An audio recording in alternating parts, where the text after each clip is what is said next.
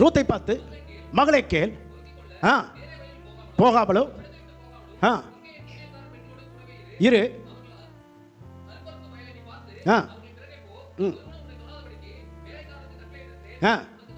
உனக்கு தாகம் எடுத்தால்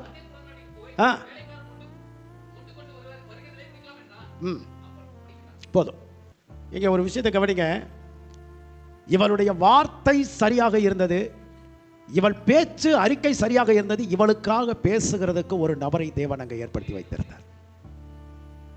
நம்ம வார்த்தை சரியா இருந்துச்சுன்னா நமக்காக பேசுகிறதுக்கு ஒரு நபரை தேவன் வைப்பார். எத்தனை பேர் நீங்க நம்ம பேச்சு சரியில்லைன்னா, நீ விதை ஒன்று போட்டா பழமொழி, விதையை சரியா விதைச்சிருவான், அது முளைக்கிறதும் சரியா முளைக்கும்.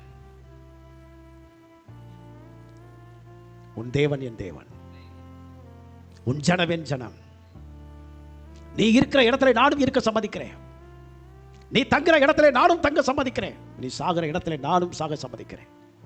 உன் தேவன் என் தேவன், உன் ஜனம் என் ஜனம்.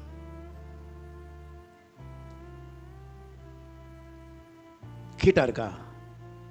ஹீட்டா இருக்கா? ஸ்தோத்திரம்.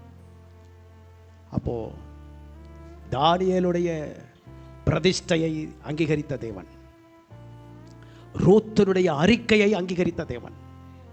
இந்த அம்மா சொல்லுதுங்க, என்னை நம்பி வந்தா உனக்கு என்ன கிடைக்கும், நீ தயவு செய்து போயிடு. 3வது அதிகாரம் 1வது வசனம் சொல்லுது பாருங்களேன், வடிங்க. நோக்கி, நீ சுகமாய் வாழ்ந்திருக்கும்படிக்கு உனக்கு நான் சௌக்கியத்தை. இப்ப எந்த வாய் சொல்லுது? நீ முதல்ல ஒண்ணுமே இல்லைன்னு சொன்னையே, இப்ப எந்த வாய்? ஏன்னா அந்த அம்மா விதைச்சது நல்லதை விதைச்சிருக்கிறாங்க. அந்த அம்மாவுக்காக ஒண்ணுமே இல்லாத பெண்ணு பிரயாசப்படுறதுக்கு இன்னைக்கு வேலையை ஆரம்பிச்சிருக்கிறாங்க. ஒரு விஷயத்தை புரிஞ்சுக்கங்க. நான் ஒரு காரியத்தை உங்ககிட்ட சொல்றேன். நம்மளுடைய வார்த்தையும் பேச்சும் சரியாக இருந்தால் நமக்காக பேசுவதற்கு தேவன் அநேகரை ஏற்படுத்துவார்.